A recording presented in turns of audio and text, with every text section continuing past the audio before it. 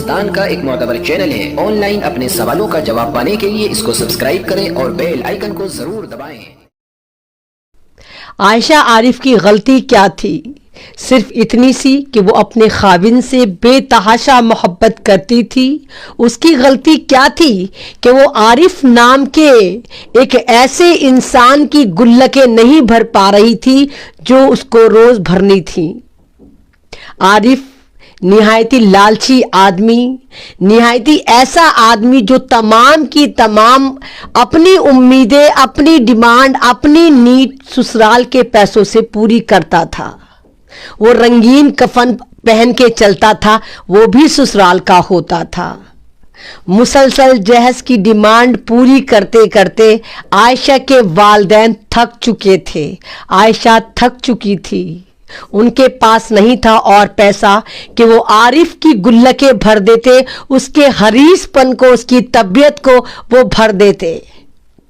عائشہ عارف کا ویڈیو آپ دیکھیے، بہت پیارا ویڈیو ہے، لیکن لاسٹ میں جب وہ کہتی ہے کہ میں جا رہی ہوں اور مجھے نہیں پتا کہ مجھے جنت بھی ملے گی، وہاں پر دل ٹوٹ جاتا ہے، وہاں پر دل ڈوبنے لگتا ہے کہ نہیں عائشہ مت جاؤ۔ کاش عائشہ تم ایک بار مجھ سے کانٹیکٹ کرتی، صرف ایک بار ایمن رضوی سے ملنے کی کوشش کرتی، میں تمہیں بتاتی کہ زندگی کی طرف کون سے راستے جاتے ہیں۔ تم نے ایک ناقدرے کے لیے اپنی زندگی قربان کر دی، ایک ایسے شخص کے لیے، ایک ایسے لالچی انسان کے لیے تم نے انمول زندگی قربان کر دی۔ عائشہ تم تو ملت کی امانت تھی، تمہارا نام کتنا خوبصورت تھا عائشہ، تم نے اس لالچی کے لیے زندگی قربان کر دی۔ کاش ایک بار تم مجھ سے ملتی، میں تمہیں لے کر آتی زندگی کی طرف، میں بتاتی عارف کو کہ ہوتا کیا ہے اسلام، میں بتاتی عارف کو کہ جہیز کتنی بڑی لعنت ہے۔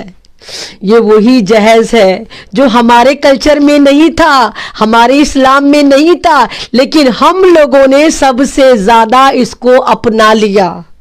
اور آج ہمارے گھروں میں بیٹیاں بیٹھی ہیں جن کی شادیاں نہیں ہوتی، کیونکہ جب لڑکے نام کی مخلوق کی منڈی سجانے لڑکے کے والدین مارکیٹ میں اترتے ہیں تو ان کا ریٹ اتنا ہائی ہوتا ہے کہ لڑکی خوبصورت ہو، لڑکی ایجوکیٹڈ ہو، لڑکی امیر ہو، لڑکی کا خاندان ایسا ہو جو مسلسل لگاتار ہماری 7 پشتوں کو بھرتا رہے۔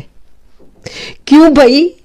جب ہم مسلمان ہیں اور ہمارا خدا، ہمارا اسلام، ہمارا کلام پاک، ہمارے میسنجر آف اسلام اس والی بات کو کبھی کہتے سنے ہی نہیں گئے کہ آپ جہیز دیجئے، پھر یہ لوگ کون سے ہیں جو جہیز مانگتے ہیں؟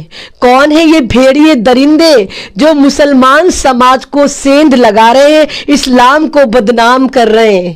ارے سعودی اٹھا کر دیکھیے، سعودی میں کون ماں باپ ہے لڑکی کے والدین جو جہیز دیتے نہیں دیتے؟ اور کہیں دور نہیں تو ایران جائیے، ایران میں لڑکی جب پیدا ہوتی ہے اور اس کا نکاح ہوتا ہے، نکاح ہوتے ہی تمام ذمہ داری وہاں لڑکے کی ہو جاتی ہے۔ وہاں پر جب لڑکا شادی کرتا ہے، پہلے مکان سیٹ کرتا ہے، فرنیچر سیٹ کرتا ہے، اس کے بعد پھر وہ رخصتی کرا کر لے کر جاتا ہے۔ تو پھر یہ جہیز کہاں سے آیا؟ یہ سارا کا سارا جو یہ آپ نے سسٹم خراب کرا ہے، یہ کہاں سے کرا؟ آپ نے ہندوؤں کو اپنا لیا، آپ نے جہیز پرتا اپنا لی، اور آج یہ حال ہے کہ ہر قدم پر مسلمان لڑکی پٹ رہی ہے، چھت رہی ہے، جہیز کے لیے مر رہی ہے، جل رہی ہے یا جلائی جا رہی ہے، یا جو بچ رہی ہیں وہ خودکشی کر کر کے مر رہی ہیں۔ کون سا سماج ہے یہ کون سے مسلمان ہیں آپ؟ شرم تم کو مگر نہیں آتی؟ کس طرح کا ضمیر ہے تمہارا میرے ملت کے نوجوانوں کہ تم اپنی بیوی کے ڈبل بیڈ پر بیٹھ کر اس کو دیکھتے ہو، اس کے ساتھ جینے مرنے کی قسم کھاتے ہو؟ ارے جو نوجوان اپنی کمائی کا بیڈ نہیں خرید سکتا، وہ دعوے داری کرتا ہے بیٹھ کر کہ ہاں میں تمہارے ساتھ زندگی گزاروں گا، تمہارے ہر قدم پر ساتھ رہوں گا۔ ارے جو مرد اتنا بڑا مرد ہو کہ اپنے بیڈ تک کے لیے اس کے پاس پیسے نہ ہو، بیوی کے رحم و کرم پر بیٹھ کے اس مخملی بستر پر آپ قسمیں کھاتے ہیں، نہیں ہیں آپ ملت کے علمدار. ایسے ہوتے ہیں نوجوان. یہ ایک لعنت ہے جہیز جو آپ کو کھا رہی ہے. اور ماں باپ کو دیکھیے کہ منڈی سجانے جاتے ہیں کہ لڑکی پڑھی لکھی بھی چاہیے, خوبصورت بھی چاہیے, امیر بھی چاہیے, اونچے خاندان کی بھی چاہیے. 4 کوالٹی ایک لڑکی میں ڈھونڈ کے لاتے ہیں, جاب کرواتے ہیں, اس کے باوجود وہ گھر کی ذمہ داریاں بھی پوری کرتی ہے, ٹرکوں میں جہیز بھی بھر کے لاتی ہے, ساری زندگی تانے تشنے سنتی ہے. نہیں کہتا میرا اسلام اس بات کو کہ آپ بیوی کی کمائی پر پلیں, نہیں کہتا میرا اسلام کہ آپ بیوی کی کمائی پر اپنی زندگی گزاریں, اپنی بہنوں کی زندگی گزروائیں. شادیاں نندوں کی ہوتی ہیں, ٹیٹوا بیوی کا دبایا جاتا ہے, جا لے کر آ تیری نند کی شادی ہے. اور بہت جگہ تو ایسا ہوتا ہے جناب کہ اس لڑکی کا جہیز اٹھا کر اس کی نندوں کو دے دیا جاتا ہے.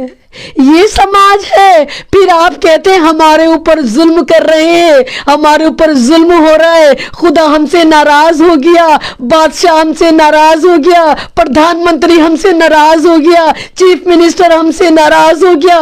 کوئی ناراض نہیں ہو ہم سے, ہمارا خدا ناراض ہو گیا کیونکہ ہم نے اپنے خدا کو بھول دیا, ہم نے اپنے خدا کی تعلیمات کو چھوڑ دیا, ہم نے کلام پاک کی تعلیمات کو نظر انداز کر دیا, ہم نے اسلام کے اس پہلو کو نظر انداز کر دیا جو ہمیں انسان بناتا ہے, مومن کامل بناتا ہے. نہیں کہتا میرا کلام پاک. میرا کلام پاک کیا کہتا ہے؟ صحابہ اکرام کی زندگی اٹھا کر دیکھو, کیا کرتے تھے صحابہ اکرام. اگر کہیں جا رہے ہوتے تھے وہی کھڑے کھڑے نکاح ہو جاتا تھا.